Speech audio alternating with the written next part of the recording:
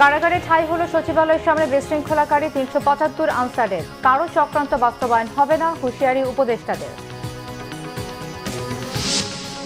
আনসারদের গোলযোগকে অশনি সংকেত বললেন মির্জা ফখরুল। প্রধান উপদেষ্টার কাছে নির্বাচনের স্পষ্ট রোডম্যাপ দাবি, ব্রিটিশ হাইকমিশনারের সাথে বৈঠক। ধীরে হলেও পানি নামছে বিভিন্ন এলাকায়, কোথাও কোথাও অবস্থার অবনতি। দুর্গতদের পাশে সব শ্রেণী পেশার মানুষ। কোনো মন্দির পাহারা দিতে হবে না, এমন দেশ গড়তে চান ডক্টর ইউনূস। ধর্ম বর্ণ ভুলে একসঙ্গে কাজ করার আহ্বান রাষ্ট্রপতির।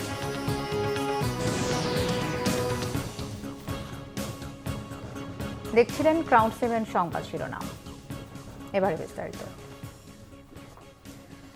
আন্দোলনের নামে নাশকতা, রাষ্ট্রীয় কাজে বাধা এবং শিক্ষার্থীদের উপর হামলা ও ভাঙচুরের অপরাধে প্রায় ৪০০ আনসার সদস্যকে কারাগারে পাঠিয়েছে আদালত। ৩ মামলায় পর্যায়ক্রমে আরও অনেককেই কারাগারে পাঠানোর প্রক্রিয়া চলছে। রাষ্ট্রপক্ষের আইনজীবী বলছেন, আনসারের পোশাক পরে নাশকতায় অংশ নেয় আওয়ামী লীগের দোসররা। অন্যদিকে আসামি পক্ষের আইনজীবীর দাবি, আনসারদের শান্তিপূর্ণ সমাবেশে হামলা হয়েছে। বিস্তারিত ফরুক বাবুর রিপোর্টে। প্রথমে ৬ মাসের রেস্ট প্রথা বাতিলের দাবি নিয়ে টানা ৩ দিন রাজধানীর বিভিন্ন সড়ক অবরোধ করে আন্দোলন করা আনসার সদস্যরা গতকাল রবিবার এক দফা দাবিতে সচিবালয় ঘেরাও করে।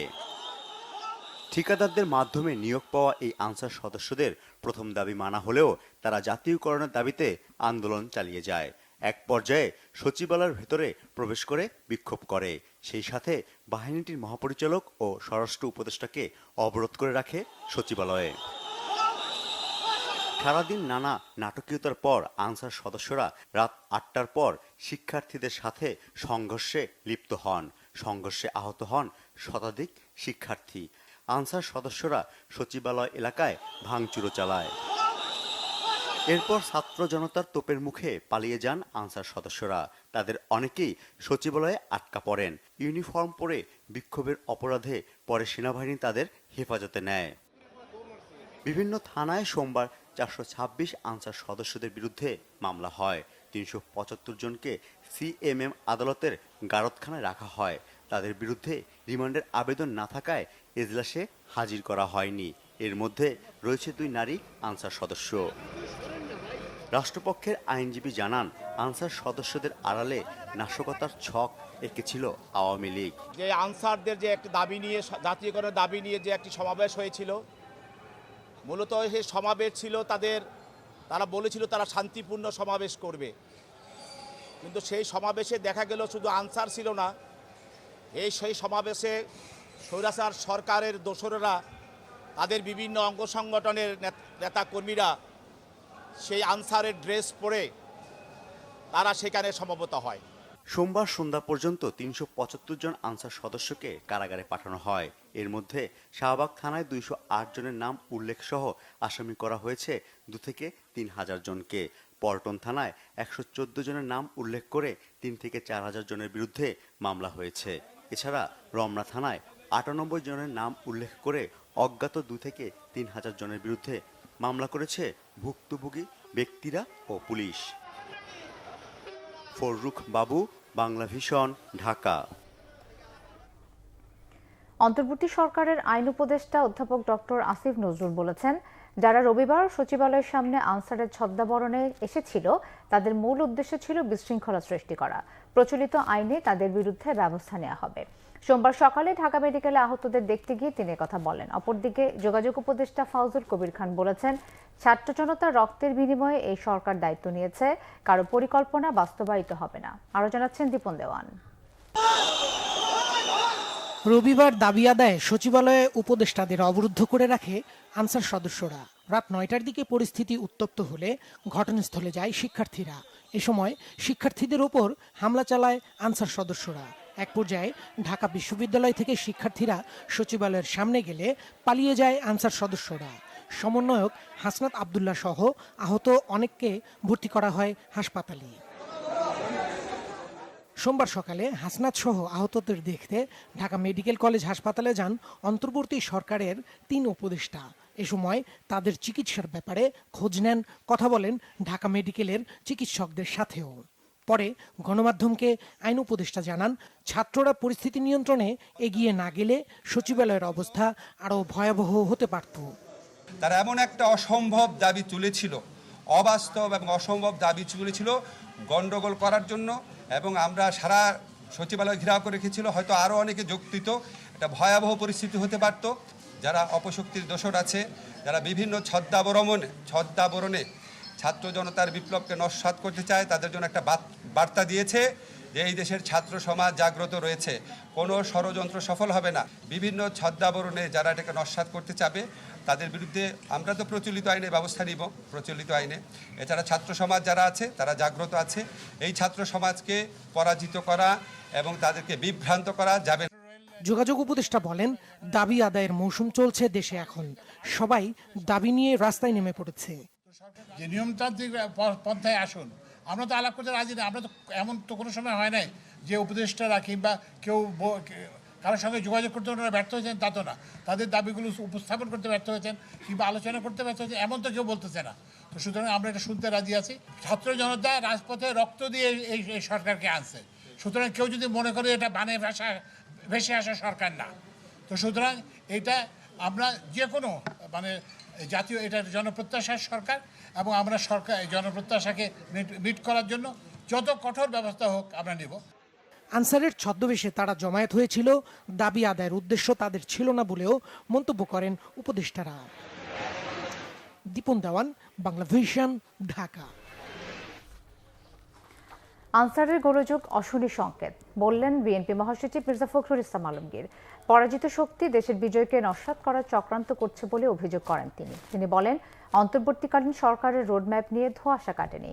জাতির উদ্দেশ্যে ভাষণে প্রধান উপদেষ্টা বিষয়টি স্পষ্ট করেননি বলেও মন্তব্য বিএনপি মহাসচিবের। রিপোর্ট করছেন সিকান্দার রেমান। জাতীয় পার্টির একাংশের চেয়ারম্যান কাজী জাফর আহমদের নবম মৃত্যুবার্ষিকী উপলক্ষে স্মরণ সভা হয় জাতীয় প্রেস ক্লাবে। বিএনপি মহাসচিব মির্জা ফখরুল ইসলাম আলমগীর বলেন, দেশে বন্যা হতেই পারে, তবে যেভাবে বন্যার পানি এসেছে এটা ক্রিমিনাল অফেন্স। কোনো ঘোষণা ছাড়া ভারত বাঁধ খুলে দিয়েছে। সচিবালয় ঘেরাও করে কোনো কিছু আদায়ের চেষ্টা না করার আহ্বান জানান তিনি। সচিবালয় ঘেরাও করে আপনার আনসার এবং অন্য সব কিছু লোকজনদের নাম পোশাকধারী লোক তারা গোলযোগ সৃষ্টি করে, তারা সেখানে একটা সমস্যার সৃষ্টি করতে চেয়েছিল। ছাত্ররা সেটাকে নস্যাৎ করে দিয়েছে। কিন্তু এটা কিন্তু অশনি সংকেত, এটা ভালো লক্ষণ নয়। অর্থাৎ যারা পরাজিত তারা এখন আবার বিভিন্নভাবে সেই চক্রান্ত করছে যে এই বিজয়কে তারা নস্যাৎ করে দেওয়ার জন্য। তাই জনগণের কাছে আহ্বান জানাবো যে আপনারা সবাই সতর্ক থাকবেন, এই বিষয়গুলোকে কখনোই কোনো প্রশ্রয় দেওয়া যাবে না। মির্জা ফখরুল বলেন, আওয়ামী লীগ সরকারকে মদদ দিয়েছে, হত্যায় সহযোগিতা করেছে এমন অনেকেই এখনো প্রশাসনে রয়েছে। প্রশ্নবিদ্ধ মানুষদের প্রশাসন থেকে সরিয়ে দেওয়ার আহ্বান জানান তিনি। আমরা আশা করেছিলাম যে প্রধান উপদেষ্টা মহোদয় তিনি একটা রোড ম্যাপ দেবেন। সেই রোড ম্যাপটা আমরা কিন্তু ফর ট্রানজিশন টু ডেমোক্রেসি এটা আমরা কিন্তু ওনার বক্তব্যের মধ্যে পাইনি। রিফর্মসের কথা বলেছেন, সেই রিফর্মসগুলো কোন কোন বিষয়ে কোনটা রিফর্মস, তবে সেগুলো কিছু কিছু তিনি আভাস দিয়েছেন। আমি জানি এত অল্প সময়ে সবই সম্ভব না, কিন্তু সেগুলো সম্পর্কে একটা ধারণা থাকলে তাহলে আমরা আরও বেশি করে আপনার একটা ধারণা করতে পারতাম। এদিকে বন্যার্তদের সহায়তায় বিএনপির কেন্দ্রীয় ত্রাণ সংগ্রহ কার্যক্রমের উদ্বোধন করেছেন বিএনপি মহাসচিব। নয়াপল্টনের কেন্দ্রীয় কার্যালয়ে ত্রাণ কার্যক্রমের উদ্বোধন করে তিনি বলেন, দ্রুতই সংকট কাটিয়ে উঠবে বাংলাদেশ। সিকান্দার রেমান, বাংলা ভিশন, ঢাকা। একটি সুষ্ঠু নির্বাচনের মাধ্যমে কত দ্রুত রাষ্ট্র ক্ষমতা নির্বাচিত সরকারের কাছে যেতে পারে সে বিষয়ে বিএনপির মতামত জানতে চেয়েছেন British high commissioner Sarah Cook. বিএনপির সিনিয়র নেতাদের সঙ্গে বৈঠকে তিনি কথা জানান। বিকেলে রাজধানীর গুলশানে চেয়ারপারসনের রাজনৈতিক কার্যালয়ে বিএনপি মহাসচিব মির্জা ফখরুল ইসলাম আলমগীরের সাথে সাক্ষাৎ করেন ঢাকায় নিযুক্ত ব্রিটিশ হাই কমিশনার। প্রায় পৌনে 1 ঘণ্টার বৈঠকে মির্জা ফখরুল ছাড়াও অংশ নেন দলের স্থায়ী কমিটির সদস্য আব্দুল মঈন খান এবং আমির খসরু মাহমুদ চৌধুরী। বৈঠক শেষে আমির খসরু মাহমুদ চৌধুরী জানান, দেশের বর্তমান প্রেক্ষাপটে নির্বাচন, ব্যবসা বাণিজ্য সহ দুদেশের স্বার্থ সংশ্লিষ্ট বিভিন্ন বিষয়ে আলোচনা হয়েছে। বাংলাদেশ থেকে যে টাকা পাচার হয়েছে সেটি ফেরত আনার ব্যাপারে আলোচনা হয়েছে বলে জানান আমির খসরু। এ বিষয়ে সহযোগিতার কথা বলেছেন ব্রিটিশ হাই কমিশনার।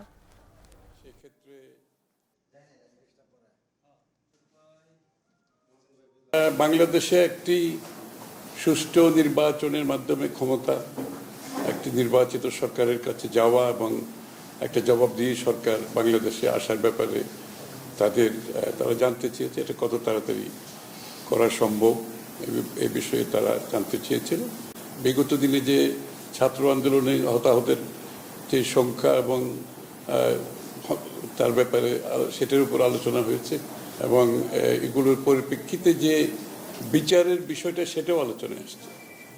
যে জাতিসংঘের পক্ষ থেকে যে ডেলিগেশন আসছে এই বিষয়টা কিভাবে আমরা অ্যাড্রেস করছি এবং দেশের মধ্যেও বিচারের বিষয়টা সম্বন্ধে তারা জানতে চেয়েছে। ধীরে ধীরে উন্নতি হচ্ছে বেশিরভাগ এলাকার বন্যা পরিস্থিতির। কয়েক জায়গায় অবনতিও হয়েছে। উপদ্রুত এলাকায় সরকারি বেসরকারি পর্যায়ে ত্রাণ, খাবার পানি, ওষুধ বিতরণ অব্যাহত আছে। তবে প্রত্যন্ত ও দুর্গম এলাকায় ত্রাণ পাচ্ছেন না অনেকেই। চরম দুর্ভোগ বন্যার্তদের। কুমিল্লায় বাড়ছে পানিবন্দী মানুষের সংখ্যা। গোমতী নদীর ভাঙা বাঁধ দিয়ে পানি ঢুকে বুড়িচং, ব্রাহ্মণপাড়া উপজেলার বিস্তীর্ণ এলাকা প্লাবিত হয়েছে। পর্যাপ্ত ত্রাণ সামগ্রী থাকলেও নৌকা ও ট্রলার না থাকায় উপদ্রুত এলাকায় তা পৌঁছানো যাচ্ছে না। লাঙ্গলকোট, লাকসাম, মনোহরগঞ্জ, চৌদ্দগ্রাম, বড়ুয়া সহ বেশ কটি উপজেলায় বন্যা পরিস্থিতি অপরিবর্তিত রয়েছে। জেলায় 7.5 লাখ মানুষ এখনো পানিবন্দী। সিএনজি ব্রিজের উপরে ছিল, সিএনজি সিধা সরকার ওইদিকে চলে গেছে। নোয়াখালীতে বন্যার অবনতি হয়েছে। কোম্পানিগঞ্জের মুছাপুর ক্লোজার গেট ভেঙে জেলা শহর মাইদি সহ বিভিন্ন উপজেলার বেশিরভাগ এলাকা তলিয়ে গেছে। জেলার 9টি উপজেলার মধ্যে 8টি উপজেলা বন্যায় ক্ষতি হয়েছে। সবচেয়ে খারাপ অবস্থা চাটখিলের জয়াগ, সাদুরখিল, মেকরারচর, পারকোট, জিরতলি ও মোহাম্মদপুরের 388 আশ্রয় কেন্দ্রে আশ্রয় নিয়েছে লাখো মানুষ। বন্যার্তদের মাঝে শুকনো খাবার ও পানি বিতরণ করছে সরকারি বেসরকারি বিভিন্ন সংগঠন। বাড়িঘর থেকে পানি না সরায় এখনো আশ্রয় কেন্দ্রে আছেন অনেকে। টানা বৃষ্টি ও জোয়ারের পানিতে লক্ষ্মীপুর সদর, রায়পুর, রামগঞ্জ, রামগতি ও কমলনগর উপজেলার প্রায় 90% এলাকা প্লাবিত হয়েছে। জেলার প্রায় 8 লাখ মানুষ পানিবন্দী। প্রতিদিন আশ্রয় কেন্দ্রগুলোতে মানুষের সংখ্যা বাড়ছে। 185টি আশ্রয় কেন্দ্রে আছে প্রায় 20,000 মানুষ। দুর্গম এলাকায় চলছে ত্রাণের জন্য তীব্র হাহাকার। বৃষ্টির কারণে প্রচুর পরিমাণ পানি বাড়ছে। গত 2-3 দিনে প্রায় 1 ফুট পানি আমাদের এখানে বাড়ছে। আর সাহায্য সহযোগিতা ত্রাণের অবস্থা যেটা বলতেছেন, আমরা এখনো আমাদের গরিব দুঃখী অনেকেই আছে যারা কোনো ত্রাণে পায়নি। মৌলভীবাজারের মনু, ধলাই ও কুশিয়ারার পানি বিপদসীমার নিচ দিয়ে বইছে। তবে জুড়ি নদীর পানি এখনো বিপদসীমার উপরে। সরকারিভাবে ত্রাণ দেওয়ার পাশাপাশি বিভিন্ন রাজনৈতিক দল, সামাজিক সংগঠন ও ব্যক্তি উদ্যোগে ত্রাণ বিতরণ চলছে। চলতি মাসে আকস্মিক বন্যার কবলে পড়ে 11 জেলার 73টি উপজেলা। ক্ষতিগ্রস্ত হয় 545টি ইউনিয়ন ও পৌরসভা। Banglavision news desk. দেশের 11 জেলায় বন্যা আক্রান্ত অন্তত 44,97,535 জন। আকস্মিক বন্যায় ঘরবাড়ি, রাস্তাঘাট তলিয়ে বিপাকে পড়েছে তারা। 77টি উপজেলার 584টি ইউনিয়ন বন্যার পানিতে প্লাবিত হয়েছে। এখনো পানিবন্দী 8,87,629টি পরিবার। বিদ্যুৎহীন হয়ে পড়েছে 11 লাখ গ্রাহক। চরম দুর্ভোগে রয়েছে ফেনীর বানভাসী মানুষ। ইনামুল হাবিব রুবেলের ক্যামেরায় ফেনী থেকে আরো জানাচ্ছেন মহিবুল্লাহ মহিব। ফেনী সদরের বিভিন্ন এলাকা ঘুরে দেখা গেছে বেশিরভাগ স্থানেই পানিতে ডুবে আছে ঘরবাড়ি, রাস্তাঘাট ও ফসলি জমি। ভারত থেকে নেমে আসা ঢল ও টানা বর্ষণের কারণে ফেনী জেলায় সৃষ্ট বন্যা পরিস্থিতি ভয়াবহ আকার ধারণ করেছে। পানিতে ভাসছে জেলা শহরও।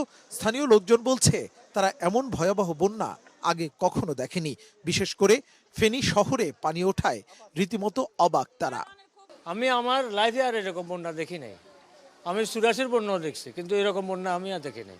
মোমবাতি পাইতেছি না বাজারে যাইয়া, কিচ্ছু নাই। মোমবাতি গেলে 1 প্যাকেটের উপর মোমবাতি, তাও মারামারি কিলাকিলি লাগে যায়। হাট ছিল, তারপরে কিছু আসবাবপত্র ছিল বলে সব মানে পচে গেছে আর কি। এখন যদি ভাগ্যক্রমে যদি ভালো থাকে তো থাকলেও, নাইলে আমার নাই। আবার আমাদের নতুন করে সংগ্রামে যাইতে হইব। স্মরণকালের ভয়াবহ বন্যার কারণে মানবেতর জীবনযাপন করছে অনেক মানুষ। সুপেয় পানি ও খাদ্য সংকট দেখা দিয়েছে দুর্গত এলাকায়। সব মিলিয়ে মানবিক বিপর্যয়ের আশঙ্কা দেখা দিয়েছে। শুকনা খাবার আছে পর্যাপ্ত, কিন্তু খাওয়ার পানি নাই, ব্যবহারের পানি নাই। পানি নিয়ে কষ্টে আছি। মুড়ি চিড়া দি খাইছি। পাতলা পায়খানার অনেকের সমস্যা, চিরা দিলে ভিজায়া খাইতে পারতো। কারণ কবে আসবে তো ঠিক না, এই কারণে ফারিকে কিনে নিয়েছি 300 টাকা দিয়ে। অনেক গ্রামে বাড়িঘর খালি পড়ে আছে। বেশিরভাগ ভবনের নিচতলায় পানি ঢুকেছে, কেউ কেউ দোতলা ও তিনতলায় আশ্রয় নিয়েছে। বিশুদ্ধ পানি ও খাবারের অভাবে অনাহারে দিন কাটছে অনেকের। ত্রাণের অপেক্ষায় দিন কাটছে কারো কারো। ফেনী সদর উপজেলার মাস্টারপাড়া এলাকার উজ্জ্বল কান্তি রক্ষিতের বাসার চিত্র এরকম। এখানে গতকালও পানি ছিল প্রায় গলা সমান। সেই পানিটি আজকে কিছুটা কমলেও সব কিছু কিন্তু শেষ হয়ে গেছে। অর্থাৎ একজন মানুষের জীবনের সাজানো সংসার সব কিছু তছনছ হয়ে গেছে এই স্মরণকালের ভয়াবহ বন্যায়। যত আসবাবপত্র ছিল সব কিছু কিন্তু শেষ। অনেক কিছু ভেসে নিয়ে গেছে, আবার কোনো যা ইলেকট্রনিক মালামাল ছিল সেগুলো পুরোপুরি ধ্বংস হয়ে গেছে। শুধুমাত্র উজ্জ্বল কান্তি রক্ষিতের বাসা নয়, এখানে যত বাসা রয়েছে সবগুলো বাসার নিচতলার অবস্থা একই রকম। এই মানুষগুলো আবার নতুন করে কিভাবে সাজাবেন তাদের সংসার, সেটি এখন বড় প্রশ্ন। মুহিব, বাংলা ভিশন, ফেনী। চলমান বন্যায় 11 জেলায় এখন পর্যন্ত 23 জনের মৃত্যু হয়েছে। সংবাদ সম্মেলনে দুর্যোগ ব্যবস্থাপনা ও ত্রাণ মন্ত্রণালয়ের সচিব মোহাম্মদ কামরুল হাসান এই তথ্য জানিয়েছেন। ত্রাণ সচিব বলেন, বন্যায় 11 জেলায় মোট ক্ষতিগ্রস্ত লোক সংখ্যা 57,01,204 জন। পানিবন্দী পরিবার 12,38,048টি। 74টি উপজেলা বন্যা প্লাবিত। জানান, এ পর্যন্ত 3,834টি আশ্রয়কেন্দ্র খোলা হয়েছে। এসব আশ্রয়কেন্দ্রে 4,69,523 জন আশ্রয় নিয়েছেন। গত দুদিনে নতুন করে আর কোনো ত্রাণ বরাদ্দ দেওয়া হয়নি। আগের বরাদ্দ করা ত্রাণ সুষ্ঠুভাবে বন্টন করা হচ্ছে তার দাবি। কামরুল হাসান আরও জানান, 11 জেলায় ক্ষতিগ্রস্তদের চিকিৎসা সেবা দিতে মোট 645টি মেডিকেল টিম চালু রয়েছে। বন্যার পানি নেমে যাওয়ার সঙ্গে সঙ্গে পানিবাহিত রোগের প্রাদুর্ভাব দেখা দিতে পারে, তাই সংশ্লিষ্ট সবাইকে সচেতন এবং প্রয়োজনীয় পদক্ষেপ নেওয়ার আহ্বান জানান দুর্যোগ ব্যবস্থাপনা ও ত্রাণ সচিব। 11টি জেলায় মোট 11,38,048টি পরিবার পানিবন্দী রয়েছে। ক্ষতিগ্রস্ত লোক সংখ্যা 57,01,204 জন। আর এ পর্যন্ত মৃতের তথ্য আমরা পেয়েছি 23 জনের, যার মধ্যে কুমিল্লায় 6 জন, ফেনীতে 1 জন, চট্টগ্রামে 5 জন, খাগড়াছড়ি 1 জন, নোয়াখালী 5 জন, ব্রাহ্মণবাড়িয়া 1 জন, লক্ষ্মীপুর 1 জন এবং কক্সবাজারে 3 জন। আর নিখোঁজ তথ্য রয়েছে আমাদের 2 জনের, এটি মৌলভীবাজারে। আর দেশের পূর্বাঞ্চল এবং তৎসংলগ্ন উজানে হালকা থেকে মাঝারি বৃষ্টিপাতের সম্ভাবনা রয়েছে। আর কুমিল্লা জেলার গুমতি নদীর যে পানিতল এটি হ্রাস পাবে। আর নিম্নাঞ্চল যেটি রয়েছে সেখানে বন্যা পরিস্থিতির উন্নতি হবে। আগামী 24 ঘন্টায় ফেনী জেলার নিম্নাঞ্চলে বন্যা পরিস্থিতির অবস্থা স্থিতিশীল থাকতে পারে। বন্যায় ক্ষতিগ্রস্তদের পুনর্বাসনের নিশ্চয়তা দিয়েছেন স্বরাষ্ট্র উপদেষ্টা অবসরপ্রাপ্ত লেফটেন্যান্ট জেনারেল মোহাম্মদ জাহাঙ্গীর আলম চৌধুরী। কুমিল্লার বুড়িচং সোনার বাংলা কলেজে বিজিবির উদ্যোগে ত্রাণ বিতরণ ও বিজিবির মেডিকেল ক্যাম্প পরিদর্শন শেষে সাংবাদিকদের তিনি নিশ্চয়তা দেন। দেশের বিভিন্ন জায়গায় সোমবারও বন্যার্তদের মাঝে ত্রাণ বিতরণ করেছে বিভিন্ন রাজনৈতিক দল ও সংগঠন। প্রতিনিধিদের পাঠানো তথ্য ছবিতে ডেস্ক রিপোর্ট। কুমিল্লার বুড়িচং সোনার বাংলা কলেজে বিজিবির উদ্যোগে ত্রাণ বিতরণ ও মেডিকেল ক্যাম্প পরিদর্শন করেন স্বরাষ্ট্র উপদেষ্টা অবসরপ্রাপ্ত লেফটেন্যান্ট জেনারেল মোহাম্মদ জাহাঙ্গীর আলম চৌধুরী। এ সময় তিনি বলেন, বন্যাসহ যে কোনো প্রাকৃতিক দুর্যোগে বাঙালির সহযোগিতায় ঝাঁপিয়ে পড়েন। ত্রাণের কোনো সমস্যা হবে না বলেও আশ্বস্ত করেন তিনি। বিজিবি মহাপরিচালক মেজর জেনারেল মোহাম্মদ আশরাফুজ্জামান সিদ্দিকী এ সময় তার সাথে ছিলেন। আমরা কিন্তু ব্যবস্থা নিচ্ছিও, নৌবাহিনীর থেকে আনা হয়েছে, নৌবাহিনী কিন্তু ত্রাণ, তারপরে যে কোস্টগার্ড তারাও কিন্তু কাজ করতেছে। আর এদিকে তো ধরেন যে বিজিবি তারা নিজেরও কিন্তু নৌকা ভাড়া করে কাজ করতেছে। তারপর পুলিশ আপনি করতেছে, আনসার আপনি করতেছে, সেনাবাহিনী এর হলো কেন্দ্রীয় দায়িত্বে আছে, তারাও সব কিছু কোঅর্ডিনেট করে দিচ্ছে। ইভেন বিমান বাহিনী আপনাকে একটার পর একটা কিন্তু হেলিকপ্টার আসতেছে। রিলিফে আমার মনে হয় আল্লাহ দিলে কোনো অসুবিধা হবে না, তবে সাময়িক তো একটা কষ্ট সবারই হচ্ছে। এদিকে বিএনপির ভারপ্রাপ্ত চেয়ারম্যান তারেক রহমানের নির্দেশনায় বুড়িচং, কুমিল্লার সোনার বাংলা কলেজ, ভরসা বহুমুখী উচ্চ বিদ্যালয়, বুড়িচং ও নানুয়া বাজারে বন্যার্তদের মাঝে ত্রাণ বিতরণ করেছেন বিএনপির স্বাস্থ্য বিষয়ক সম্পাদক ডাক্তার রফিকুল ইসলাম। দলের অন্য নেতারাও এ সময় তার সাথে ছিলেন। খাগড়াছড়িতে ত্রাণ বিতরণ করেছে সেনাবাহিনীর Guimara region commander brigadier general Mohammad Raisul Islam. Hajipara, Amtalipara, Boropilak, Hafchhari সহ বিভিন্ন এলাকায় ত্রাণ বিতরণ করা হয়। এদিকে খাগড়াছড়ির মাটিরাঙ্গায় বন্যা কবলিত এলাকা পরিদর্শন ও ত্রাণ বিতরণ করেন জেলা প্রশাসক। বন্যা দুর্গত হতভাগ্যদের পাশে দাঁড়িয়েছে ঠাকুরগাঁও বিএনপি। জেলা ত্রাণ সংগ্রহ অভিযান চালিয়ে যাচ্ছেন তারা। বন্যার্তদের পাশে দাঁড়িয়েছে আহলে সুন্নাত ওয়াল জামাত। ফেনী, নোয়াখালী, চট্টগ্রাম ও কুমিল্লার বিভিন্ন অঞ্চলে উদ্ধার কাজ ও শুকনো খাবার সহযোগিতা পৌঁছে দিচ্ছেন সংগঠনটির নির্বাহী মহাসচিব মুফতি আব্দুল কাশেম মোহাম্মদ ফজলে হকের নেতৃত্বে কয়েকটি দল পানিবন্দী প্রান্তিক মানুষের কাছে ত্রাণ পৌঁছে দিচ্ছে। বিভিন্ন আশ্রয়কেন্দ্রেও ত্রাণ বিতরণ করছেন সংগঠনটি। শর্মিলা কেয়া, বাংলা ভিশন নিউজ ডেস্ক। প্রধান উপদেষ্টা ডক্টর মোহাম্মদ ইউনূস বলেছেন, অন্তর্বর্তী সরকার দেশের প্রতিটি নাগরিকের অধিকার রক্ষায় দৃঢ় প্রতিজ্ঞ। সবাই সমান নাগরিক, তাই দেশে মানুষের মধ্যে কোনো বিভাজন থাকতে পারে না। জন্মাষ্টমী উপলক্ষে দুপুরে রাষ্ট্রীয় অতিথি ভবন যমুনায় হিন্দু ধর্মীয় নেতাদের সঙ্গে শুভেচ্ছা বিনিময় অনুষ্ঠানে প্রধান উপদেষ্টা এই মন্তব্য করেন। তিনি বলেন, এমন একটি বাংলাদেশ গড়তে চান যেখানে প্রত্যেককে নির্ভয়ে তাদের ধর্ম পালন করতে পারবে এবং যেখানে কোনো মন্দির পাহারা দিতে হবে না। সরকারের দায়িত্ব প্রতিটি নাগরিকের অধিকারের পাশাপাশি ন্যায় বিচার নিশ্চিত করা। এ সময় হিন্দু নেতারা প্রধান উপদেষ্টাকে অভিনন্দন জানান। তারা বলেন, তারা দেশের বন্যা কবলিত অঞ্চলে জন্মাষ্টমী উদযাপন স্থগিত করার পাশাপাশি দুর্গত এলাকায় খাদ্য ও ত্রাণ পাঠিয়েছেন।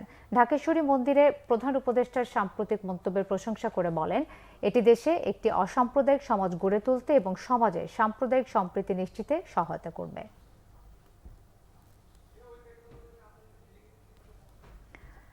আইন উপদেষ্টা ডক্টর আসিফ নজরুল বলেছেন, কিছু ব্যবসায়ী ধর্ম নিয়ে রাজনীতি করে, বিভেদ সৃষ্টি করে। এসবের বিরুদ্ধে দেশের স্বার্থে সবাইকে এক হতে হবে। রাজধানী পলাশীতে জন্মাষ্টমী উপলক্ষে শোভাযাত্রার উদ্বোধনী অনুষ্ঠানে ডক্টর আসিফ নজরুল কথা বলেন।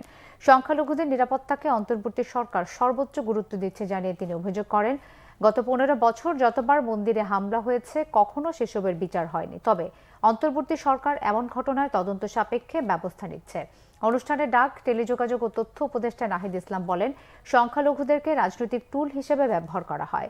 এই জনগোষ্ঠী অনিরাপদ থাকলে পুরো বাংলাদেশ অনিরাপদ থাকবে। তাই নতুন বাংলাদেশ গড়তে সব জনগোষ্ঠীর সমান মর্যাদা নিশ্চিত করতে হবে। দেশের শান্তি ও স্থিতিশীলতার জন্য সবাইকে এক হওয়ার আহ্বান জানান নাহিদ ইসলাম। প্রত্যেক সরকারের আমলে কম বেশি হয়।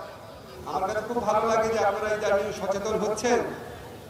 যারা আপনাদেরকে একটা ভোট ব্যাংক হিসাবে ভাবে, তাদের 15 বছর আমলে আপনারা কি নিরাপদে ছিলেন?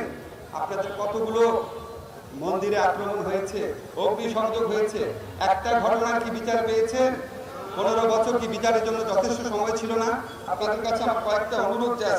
একটা হচ্ছে, আপনারা কারো রাজনৈতিক খুঁটি হিসাবে ব্যবহৃত হবেন না। আপনারা স্বাধীন মানুষ, স্বাধীন জনগোষ্ঠী, সবার সাথে আপনাদের সমান অধিকার আছে। আপনারা বরং রাজনীতিবিদদেরকে খুঁটি হিসেবে ব্যবহার করবেন। যে বাংলাদেশে সকল জনগোষ্ঠীর ধর্মীয় সংখ্যালঘু তাদের নিরাপত্তা দেওয়ার দায়িত্ব বাংলাদেশের সরকার, রাষ্ট্রের এবং সকল জনগণের এটি একটি দায়িত্ব। বাংলাদেশকে এক থাকতে হবে, ঐক্যবদ্ধ থাকতে হবে। আমরা ঐক্যবদ্ধ থাকলে বাইরের কেউ কোনো ধরনের ষড়যন্ত্র করতে পারবে না। রাষ্ট্রপতি মোহাম্মদ শাহাবুদ্দিন বলেছেন, দেশকে এগিয়ে নিতে ধর্ম বর্ণ নির্বিশেষে একযোগে কাজ করতে হবে। বন্যার্তদের পাশে দাঁড়াতে দেশবাসীর প্রতি আহ্বানও জানান তিনি। জন্মাষ্টমী উপলক্ষে সকালে বঙ্গভবনে শুভেচ্ছা বিনিময় অনুষ্ঠানে রাষ্ট্রপতি দেশের হিন্দু ধর্মাবলম্বীদের শুভেচ্ছাও জানান। রাষ্ট্রপ্রধান বলেন, এবছর জন্মাষ্টমী উৎসব এমন সময় উদযাপন হচ্ছে যখন ভয়াবহ বন্যায় দেশের দক্ষিণ পূর্বাঞ্চলের 11টি জেলা ব্যাপকভাবে ক্ষতিগ্রস্ত হওয়ার পাশাপাশি লোকজন মানবেতর জীবনযাপন করছে। তাই দলমত নির্বিশেষে সবাইকে এগিয়ে আসার আহ্বান জানান রাষ্ট্রপতি। তিনি বলেন, সংবিধান সকল নাগরিকের সমান অধিকারের নিশ্চয়তা দিয়েছে। দেশকে এগিয়ে নিতে ভেদাভেদ ভুলে একসঙ্গে কাজ করতে হবে। শ্রীকৃষ্ণের আদর্শ ও শিক্ষা মানুষের মধ্যে সৌহার্দ্য, ভ্রাতৃত্বের বন্ধনকে সুদৃঢ় করতে পারে। ধর্মীয় সম্প্রীতি বজায় রাখার পাশাপাশি সহনশীল আচরণ করতে সকলের প্রতি আহ্বান জানান রাষ্ট্রপতি।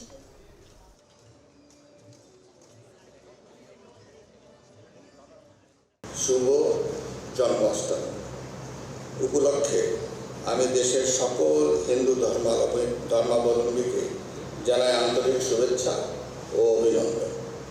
এমন একটি সময় জন্মাষ্টমী উৎসব উদযাপন করছি যখন ভয়াবহ বন্যায় বাংলাদেশের দক্ষিণ পূর্বাঞ্চলের 11টি জেলা ব্যাপকভাবে ক্ষতিগ্রস্ত হয়েছে। বেশ কয়েকজনের প্রাণ গেছে।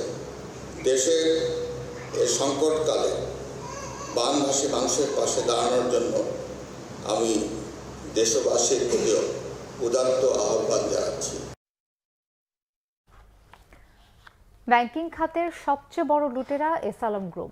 প্রতিষ্ঠানটির কর্ণধার সাইফুল আলম শেয়ার কেনার নামে পুতুল পরিচালনা পর্ষদ বসিয়ে 6টি ব্যাংক থেকে কৌশলে সরিয়ে নিয়েছেন প্রায় 1 লাখ কোটি টাকা। সুই হয়ে ঢুকে ফাল হয়ে বেরিয়ে যাওয়া বিতর্কিত এই শিল্পগোষ্ঠীর নামে বেনামে ঋণ ও লোপাটের পরিমাণ আরও বেশি, যার বড় অংশই পাচার হয়ে গেছে বিভিন্ন দেশে। এসব অর্থ ফেরত আনতে এখনই পদক্ষেপ নেওয়ার তাগিদ বিশ্লেষকদের। রিপোর্ট জিয়াউল হক সবুজের। ব্যাংক কেলেঙ্কারির সবচেয়ে বড় মাফিয়া এস আলম। তার নিয়ন্ত্রণ থেকে 6টি ব্যাংককে মুক্ত করতে এখন একের পর এক পর্ষদ ভেঙে দেওয়া হলেও একসময় তার ইশারাতেই চলত ব্যাংকের আইন কানুন। ঢাকা চট্টগ্রাম রুটে চলা নন এসি বাসের মালিক সাইফুল আলম কয়েক বছরে পেয়ে যান আলাদ্দিনের চেরাগ। প্রথমে ফার্স্ট সিকিউরিটি ব্যাংক এবং পরে একে একে ইসলামী ব্যাংকও গ্রাস করেন তিনি। যেই উপায়ে তারা টাকাগুলো বের করে নিয়েছে, এই উপায়ে টাকা বের করা সহজ। তার মানে আইনের যে এটাকে বাঁকা করা এবং যে বাংলাদেশ ব্যাংকের বা রেগুলেটরদের যে নিয়ম নীতি, সার্কুলার রেগুলেশন, এগুলোকে তারা যে অ্যাবিউজ করা, এই সুযোগগুলোর জন্য তাদের কোনো জবাবদিহিতা ছিল না। ঋণের নামে ইসলামী ব্যাংক থেকে ৭৫,০০০ কোটি টাকা, জনতার ১৪,০০০ কোটি, সোশ্যাল ইসলামী ব্যাংক থেকে ৪,০০০ কোটি টাকা সহ 6টি ব্যাংক থেকে হাতিয়ে নেন ৯৫,০০০ কোটি টাকা। যে কাজে আলাদিনের দৈত্যের মতো যা হুকুম জাহাপনার ভূমিকা পালন করে তারই বসানো ভাই বোন বা ছেলের সমন্বয়ে গড়ে তোলা পুতুল পরিচালনা পর্ষদ। ক্রোনি ক্যাপিটালিজম যেটাকে বলা হয়, যে আমি যদি শাসক দলের নিকট হই তাহলে আইন ভঙ্গ করলেও শোধ না করলেও আমার কোনো অসুবিধা নেই। এটাই ছিল গত 15 বছরের পুঞ্জীভূত ঋণ কেলেঙ্কারি সৃষ্টির মূল মেকানিজম। যে অর্থনীতিটাকে এত রাজনীতি করা হচ্ছে এবং একটা গ্রুপকে এত ফেভার করা হচ্ছিল যে এই কারণে ওরা বেপরোয়া এবং তারা এই সুযোগগুলো নিছে। ব্যাংক লোনের ক্ষেত্রে, সুযোগ সুবিধার ক্ষেত্রে, কন্ট্রাক্টারি বলেন বা যে কোনো, যে একই গ্রুপ রেডিও টিভি পেয়েছে, একই গ্রুপ বিশ্ববিদ্যালয় পেয়েছে, একই গ্রুপ ট্রলার পেয়েছে, একই গ্রুপ বিদ্যুৎ কেন্দ্র পেয়েছে। অর্থ লোপাটে ব্যাংক ও শেয়ার কেলেঙ্কারির দরবেশকেও ছাড়িয়ে যান এস আলম। শুধু দেশে নয়, অনুমতি ছাড়া সিঙ্গাপুর সহ বিভিন্ন দেশে গড়ে তোলেন গাড়ি বাড়ি ও হোটেল সহ ব্যবসায়িক সাম্রাজ্য। আর সব অনৈতিক কাজের নীরব সহযাত্রী ছিল কেন্দ্রীয় ব্যাংকের শীর্ষ পর্যায়ের পদধারীরা। ব্যাংকের আমানত বলি বা ব্যাংকের সম্পদ বলি তাদের নিজস্ব মালিকানা মনে করেছে, সেভাবে খরচ করার চেষ্টা করেছে, নেওয়ার চেষ্টা করেছে। এগুলো একটা দিক। দ্বিতীয় হলো ওগুলো ফেরত দেওয়ার কোনো প্রসঙ্গ আসে নাই। প্রয়োজনের সময় রিনিউয়াল বা রিশিডিউলের আইন বদল করে সেটাকে করা হয়েছে। এখন যে অবস্থাটা দাঁড়াচ্ছে, তারা অ্যাবসেন্ট, কিন্তু তাদের নিয়োজিত লোকজন ম্যানেজমেন্টে অথবা তাদের আশপাশে যারা ছিলেন তারা তো এখনও বিদ্যমান আছেন। আমাদের এলিটরা হলো এরকম ঋণ খেলাপিতে অভ্যস্ত এবং অন্যায় করতে যাদের কোনো দ্বিধা নেই। সৎ ব্যবসায়ী আছে, কিন্তু এরা তো আর সৎ ব্যবসায়ী ছিল না। সুতরাং অসৎ ব্যবসায়ীরা প্রশাসন এবং নীতি নির্ধারকদেরকে কবজা করে ফেলায় তাদের পক্ষে অসততা অব্যাহত রাখা সম্ভব হয়েছে। নিজের নাম বা অঙ্গ প্রতিষ্ঠান শুধু নয়, অর্থ সরাতে তাদের সহযোগী প্রতিষ্ঠান নাবিল গ্রুপ, দেশবন্ধু গ্রুপ, ইউনিটেক্স বা অ্যারনটেক্স গ্রুপ সহ 29টি প্রতিষ্ঠানকে কাজে লাগিয়েছে এস আলম গ্রুপ।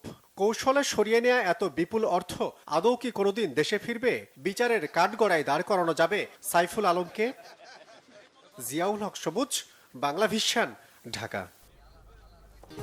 সাবেক তথ্যমন্ত্রী ও জাতীয় সমাজতান্ত্রিক দল জাসদের সভাপতি হাসানুল হক ইনুকে নিউ মার্কেট থানায় দায়ের করা হত্যা মামলায় গ্রেফতার দেখানো হয়েছে। এদিকে রাজধানীর আদাবর থানার মামলায় গ্রেফতার আওয়ামী লীগের প্রচার ও প্রকাশনার সম্পাদক আব্দুস সোবহান গোলাপকে 7 দিনের রিমান্ড মঞ্জুর করেছে আদালত। বিকেলে রাজধানীর উত্তরার একটি বাসা থেকে গ্রেফতার করা হয় হাসানুল হক ইনুকে। গত 5ই আগস্ট আওয়ামী লীগ সরকারের পতনের পর দেশের বিভিন্ন জায়গায় ইনুর বিরুদ্ধে হত্যাসহ একাধিক মামলা হয়। আওয়ামী লীগ নেতৃত্বাধীন 14 দলের শরিক জাসদ সভাপতি হাসানুল হক ইনু নৌকা প্রতীক নিয়ে টানা 3বার সংসদ সদস্য নির্বাচিত হন। এর মধ্যে একবার তথ্যমন্ত্রীও হন। এর আগে বৃহস্পতিবার রাজধানী গুলশান থেকে বাংলাদেশের ওয়ার্কার্স পার্টির সভাপতি ও সাবেক মন্ত্রী ও এমপি রাশেদ খান মেননকে গ্রেফতার করা হয়।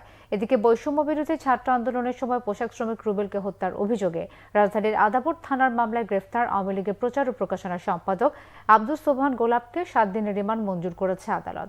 গোলাপকে আদালতে হাজির করে আদাবর থানা পুলিশ। মামলার তদন্ত কর্মকর্তা তাকে 10 দিনের রিমান্ডে নেওয়ার আবেদন করে। শুনানি শেষে আদালত 7 দিনের রিমান্ড মঞ্জুর করেন।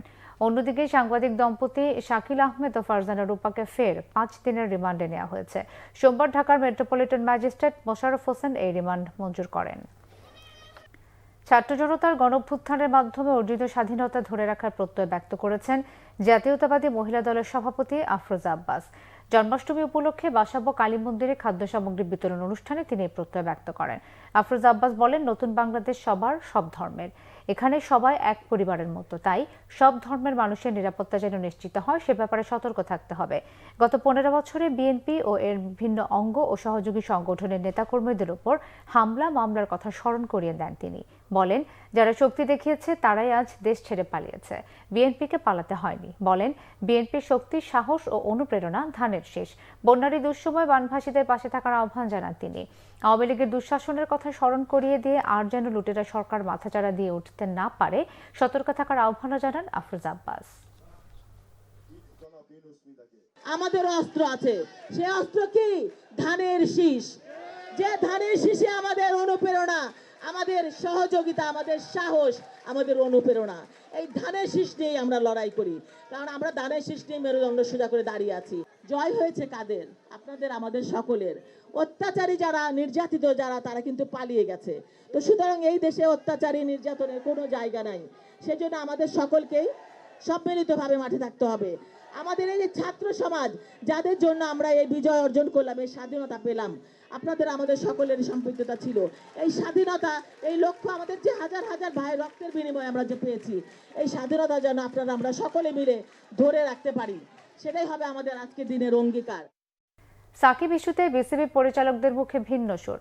একদিন আগেও যেখানে হত্যা মামলার দায়ে সাকিবকে সিরিজের মাঝপথে সরিয়ে দেওয়ার গুঞ্জন ছিল, সেখানে এখন সাকিবের প্রশংসায় পঞ্চমুখ তার ক্রিকেট গুরু ও বিসিবি পরিচালক নাজমুল আবেদিন ফাহিম। বরং মাঠের সাকিবের নিবেদন নিয়ে প্রশ্ন তোলার কোনো সুযোগ নেই বলে মনে করেন তিনি। ফাহিম মনে করেন, সব অ্যাথলেটই মাঠে নিজেদের সেরাটা দেওয়ার চেষ্টা করে, তবে অন্যদের পারফরমেন্সে মাঠের বাইরের চাপ প্রভাব ফেললেও সাকিব অনেকটাই নির্ভর থাকেন। মেন্টাল স্ট্রং বলবো না, আমি বলবো যে টপ অ্যাথলিট যারা ওয়ার্ল্ড যে কোনো স্পোর্টসে হোক, যে কোনো দেশেরই হোক, তারা যখন পারফর্ম করতে নামে মাঠে, আমার মনে হয় না তারা নেগেটিভ ব্যাগেজগুলো নিয়ে মাঠে নামে।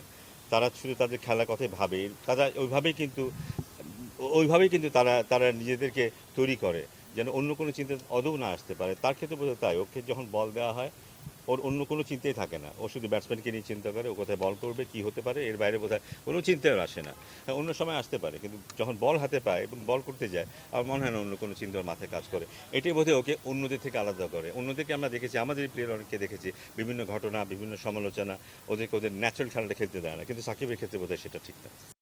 সংবাদ শেষ করব ক্রাউন সিমেন্ট শিরোনামগুলো আরও একবার জানিয়ে।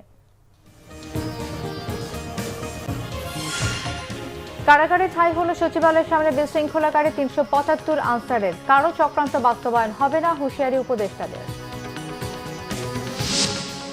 আনসারদের গোলযোগকে অশনি সংকেত বললেন মির্জা ফখরুল। প্রধান উপদেষ্টার কাছে নির্বাচনের স্পষ্ট রোডম্যাপ দাবি, ব্রিটিশ হাই কমিশনারের সাথে বৈঠক। ধীরে হলেও পানি নামছে বিভিন্ন এলাকায়, কোথাও কোথাও অবস্থার অবনতি। দুর্গতদের পাশে সব শ্রেণী পেশার মানুষ।